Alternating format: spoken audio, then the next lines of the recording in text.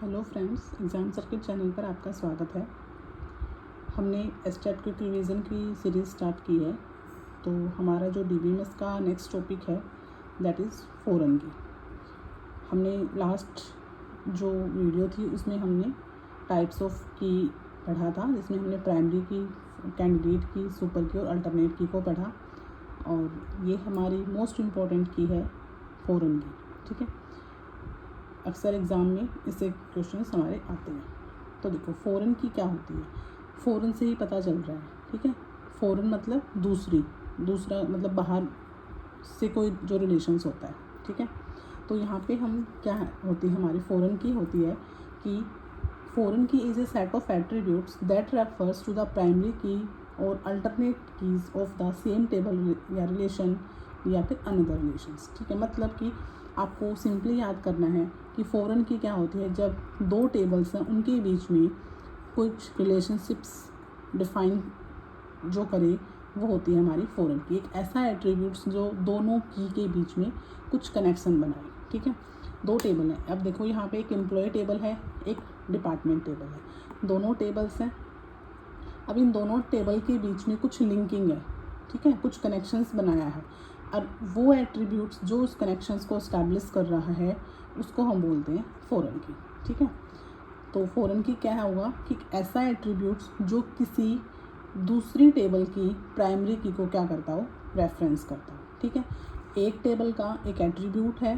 ठीक है, वो एक सिंपल एट्रीब्यूट्स है, अल्टरनेट एट्रीब्यूट्स हो सकता है वो उसका। ठीक है, लेकिन वो किसी दूसरी टेबल की भी प्राइमरी की को क्या कर रहा है, रेफ़र कर रहा है। ठीक है, मतलब किसी दूसरी टेबल को वो क्या कर रहा है, कनेक्ट कर रहा है। ठीक है, तो देखो एग्जांपल से पता चलेगा। अब यहाँ पे देखो एक एम्प्लॉय टेबल है। ठीक है, एम्प्लॉय इन्फॉर्मेशंस नाम से एक टेबल है। अब एम्प्लॉय इन्फॉर्मेशन में क्या है, पूरे एम्प्लॉय की क्या है, डिटेल्स हैं। ठीक है, उसकी employ ID, employ name, date of birth, city और डिपार्टमेंट आईडी। ठीक है, कि एक कंपनी है उसके अंदर ये एम्प्लॉय हैं और उन सब एम्प्लॉयज़ का यहाँ पे डेटा है। ठीक है, उनकी जो पर्सनल डिटेल्स हैं वो यहाँ पे है। ठीक है, दूसरी एक टेबल है, डिपार्टमेंट टेबल है, जिसके अंदर डिपार्टमेंट की इन्फॉर्मेशंस है। ठीक है, कि जितने भी उस कंपनी में डिपार्टमेंट बने हुए हैं अलग अलग, उन सभी डिपार्टमेंट्स की टेबल है ये। ठीक है, उनकी डिटेल्स है यहाँ पे कि डिपार्टमेंट आईडी ये है, उस डिपार्टमेंट का ये नेम होगा और वो डिपार्टमेंट की लोकेशन कहाँ होगा, कौन से फ्लोर पे होगा, फर्स्ट पे होगा, कौन से फ्लोर पे होगा। ठीक है, लोकेशंस। ठीक है, तो ये दोनों टेबल्स हैं, ये दोनों अलग अलग टेबल है। ठीक है, अब इस टेबल की जो हमारी एम्प्लॉय टेबल है उसकी जो प्राइमरी की है वो हमारी कौन सी है, वो हमारी ये वाली प्राइमरी की है, ये इस टेबल की प्राइमरी की है। और डिपार्टमेंट आईडी की प्राइमरी की क्या है, डिपार्टमेंट आईडी है। सॉरी, डिपार्टमेंट टेबल की आईडी प्राइमरी की क्या है, डिपार्टमेंट आईडी। तो ये इस टेबल की प्राइमरी की है, ये इस टेबल की प्राइमरी की है। ठीक है, दोनों अलग अलग टेबल है। लेकिन फ़ॉरेन की क्या कहते हैं कि इन दोनों टेबल के बीच में क्या करना है, कनेक्शन बनाना है। ठीक है, इनकी लिंकिंग करनी है आपस में।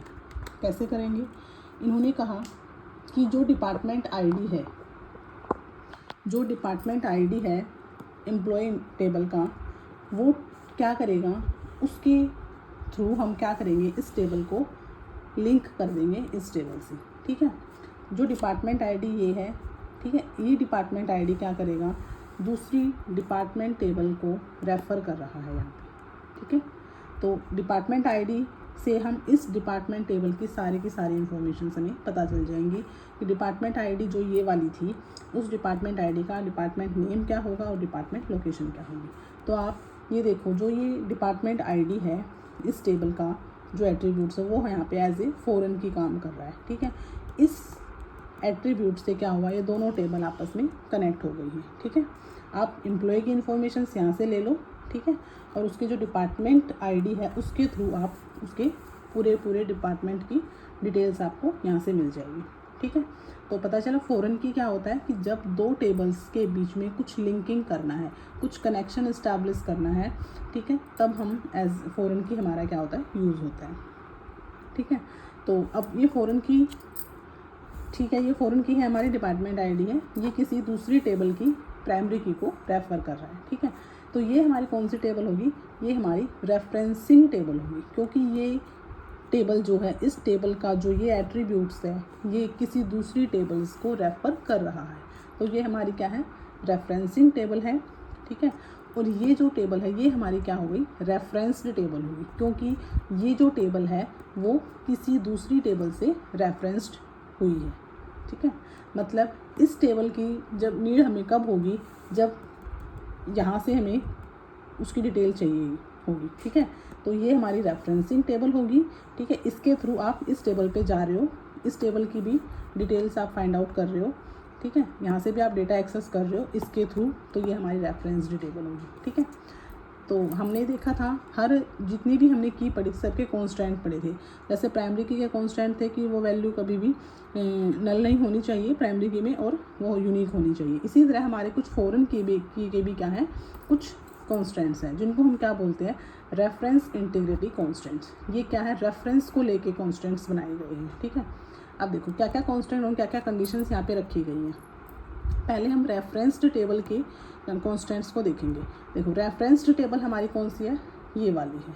ठीक है, तो रेफरेंस्ड टेबल हमारी क्या कहती है, अब देखो ये टेबल है, इस टेबल के अंदर आपको डेटा एक्सेस करना है, कुछ डेटा ऐड करना है, कोई डिलीट करना है, कुछ अपडेट करना है। ठीक है, तो रेफरेंस टेबल कहती है अगर आप इंसर्शन कर रहे हो, ठीक है, आप रेफरेंस टेबल में इंसर्शन आपको करना है तो आप कर दो।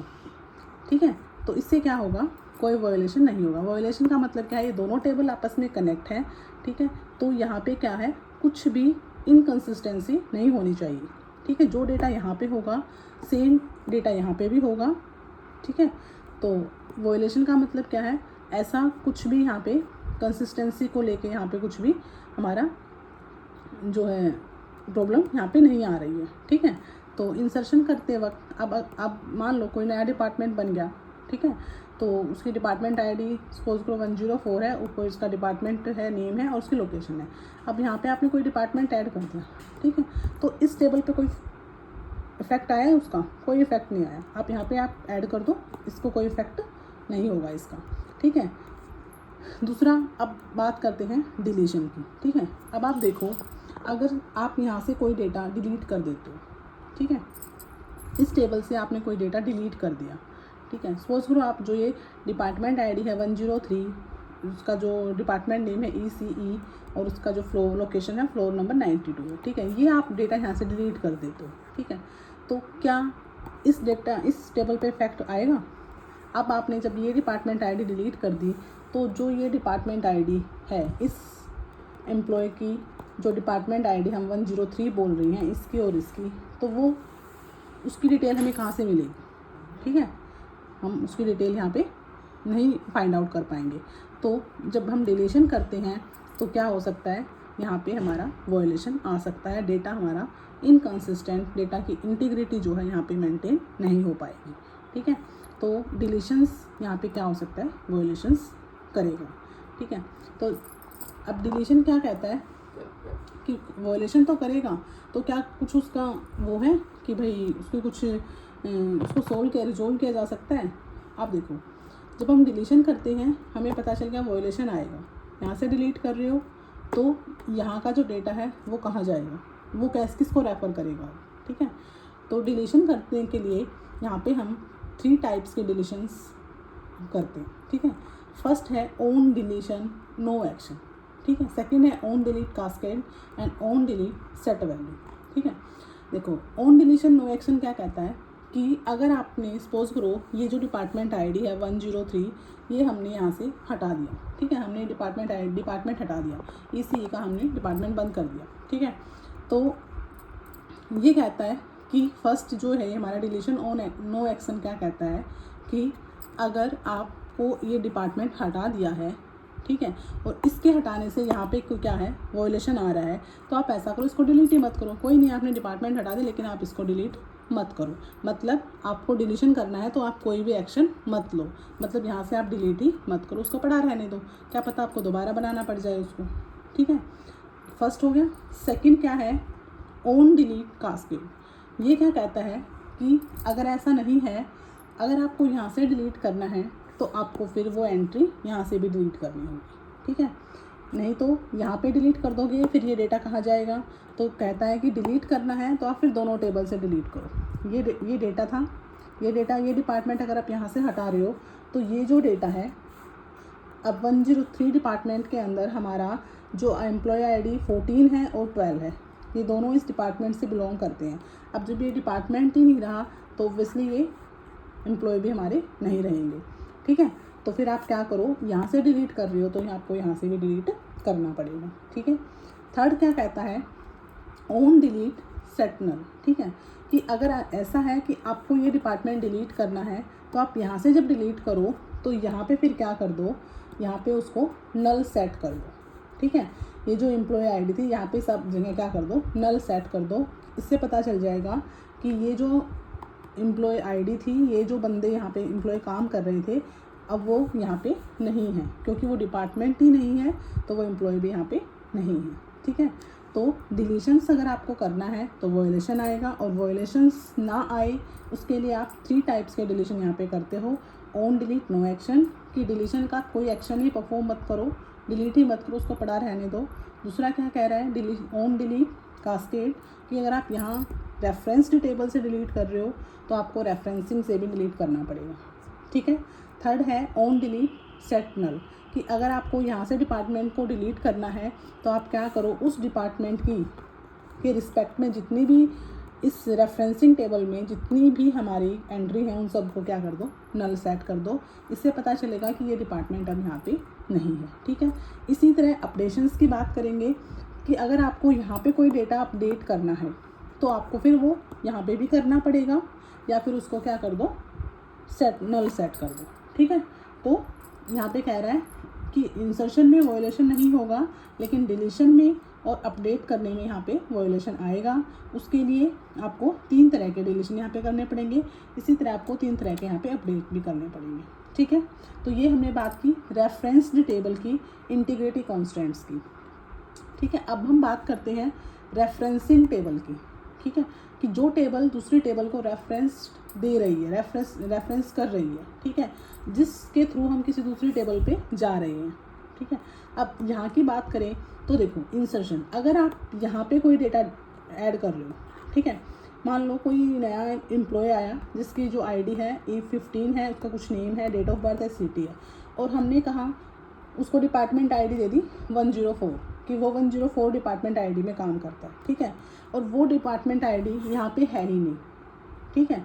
तो इसका मतलब फिर यहाँ पे क्या होगा, वॉयलेशन आएगा। कि ऐसा आप नहीं कर सकते कि जब वो डिपार्टमेंट बना ही नहीं है तो आप उस डिपार्टमेंट के अंडर एम्प्लॉय की एंट्री कैसे कर रहे हो, ठीक है। तो यहाँ पे क्या होगा, वॉयलेशन, इंसर्शन में वॉयलेशन यहाँ पे आएगा, ठीक है। क्योंकि जब आप किसी डिपार्टमेंट की आईडी के अंदर किसी एम्प्लॉय की एंट्री कर रहे हो तो वो डिपार्टमेंट होना भी तो चाहिए हमारे पास, ठीक है, क्योंकि ये टेबल दूसरी टेबल से ही रेफ़र कर रही है दूसरी टेबल को, ठीक है। डिपार्टमेंट की डिटेल्स सारी हम इस टेबल से निकाल रही हैं, ठीक है। तो इंसर्शन में यहाँ पे आप वॉयलेशन हमारा आएगा तो आप यहाँ पे इंसर्ट नहीं कर सकते, ठीक है। दूसरा क्या है, वही होगा, अगर यहाँ पे आप इंसर्ट करोगे तो ऑब्वियसली वो डिपार्टमेंट भी होना चाहिए, ठीक है। यहाँ पे वो डिपार्टमेंट होना चाहिए, कंपनी में वो डिपार्टमेंट एग्जिस्ट करना चाहिए, तभी आप यहाँ पे उसकी एंट्री कर सकते हो, ठीक है।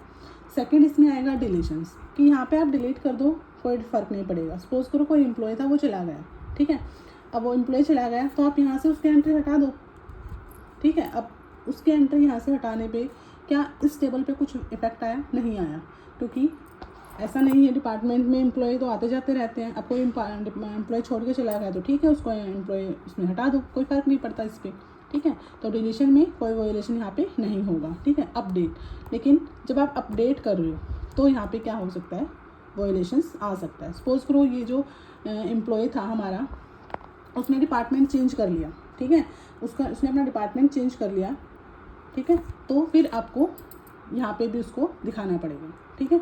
तो अपडेट करोगे, इंसर्ट करोगे कुछ भी नया, तो आपको यहाँ पे क्या करना पड़ेगा, वॉयलेशंस यहाँ पे आएगी। यहाँ पे कर रहे हो तो आपको यहाँ पे भी करना वो पड़ेगा, ठीक है। तो ये था हमारा रेफरेंस्ड और रेफरेंसिंग टेबल्स को लेके कुछ कॉन्स्टेंट थे, ठीक है। रेफरेंस में आप इंसर्शन कर दो, रेफरेंस्ड टेबल में इंसर्शन कर दो, कुछ नहीं होगा, लेकिन डिलीशन और अपडेशन में वॉयलेशंस आएगा ही आएगा। रेफरेंसिंग टेबल में डिलीट कर दो, कोई फ़र्क नहीं पड़ता, लेकिन इंसर्शन और अपडेशन में क्या होगा, यहाँ पे वॉयलेशंस आएगा, ठीक है। तो ये हमारा रेफरेंस इंटीग्रिटी कांस्टेंट था। एग्ज़ाम में फ़ौरन किसी क्वेश्चन आता है हमारा, ठीक है, वो हमेशा इस टाइप्स के कांस्टेंट्स को लेके ही क्वेश्चन पूछता है कि क्या रेफरेंसिंग टेबल में इंसर्शन पॉसिबल है, डिलीशन पॉसिबल है, या रेफरेंस टेबल्स के रिस्पेक्ट में वो पूछ सकता है।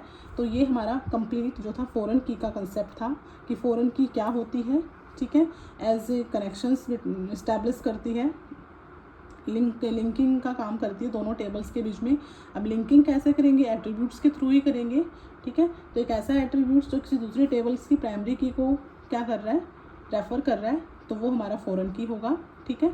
तो जो टेबल रेफ़र कर रही है वो रेफरेंसिंग टेबल होगी, और जो रेफ़र हुई है वो रेफरेंस्ड टेबल होगी। ये हमारे कुछ कॉन्स्टेंट्स हैं डिलीशन और इंसर्शंस और ऑपरेशंस को लेके, ठीक है। तो आई होप आपको क्लियर हुआ होगा। तो आगे मिलते हैं एक नए टॉपिक के साथ, तब तक के लिए बाय बाय।